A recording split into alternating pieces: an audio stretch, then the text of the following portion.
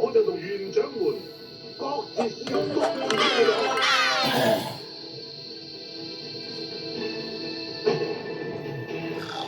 到你哋啦！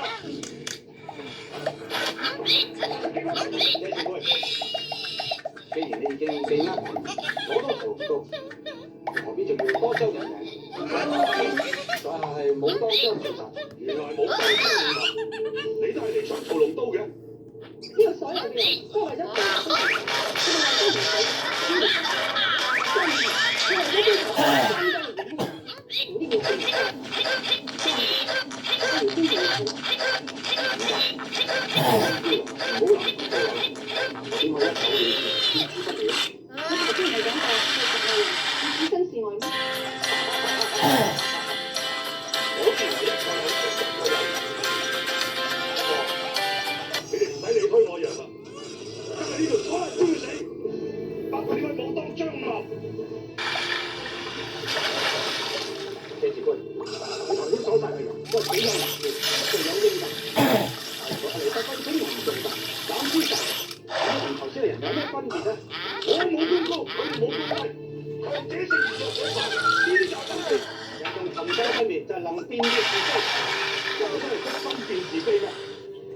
當今蒙古皇帝要殺幾多可能就幾多，佢同你講是非咩？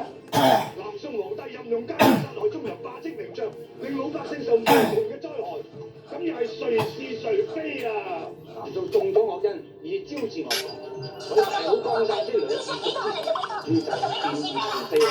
佢學好之人就要分清，以是善有善報，惡有惡報。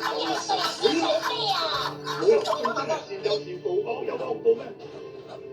宋朱師張三豐先生武官貫徹天下，想唔到佢弟子竟然如此平庸。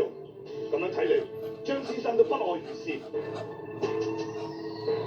識個人連你都唔知嘅，其他人更加唔知。今日就等我兩嚿將五岳嘅鐵骨行勾啦！我今日嚟唔係點俾兵你，係同你哋寫幾多字啫？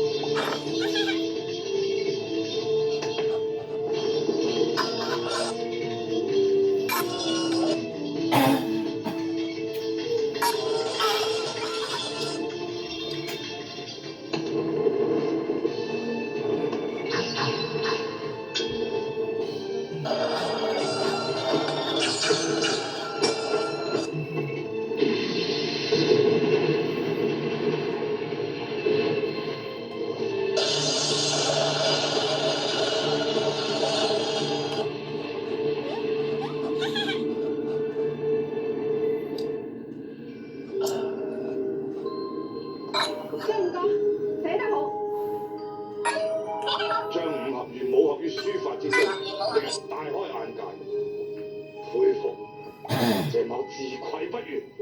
咁即係認輸啦！你要答應我哋嘅要求。講啦，晚輩只有一個要求，你可以攞張屠龍刀，你放個島上嘅人，你可以勒令我哋發出嚟，不得泄露秘密。我冇咁傻，相信人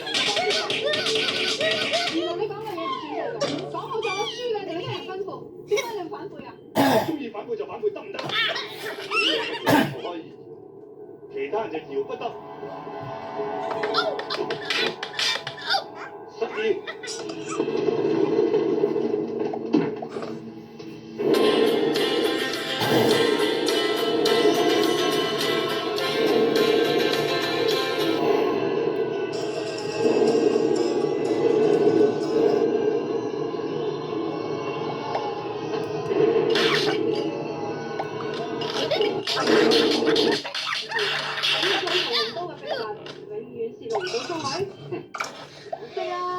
可惜佢哋要同你掌台隻船。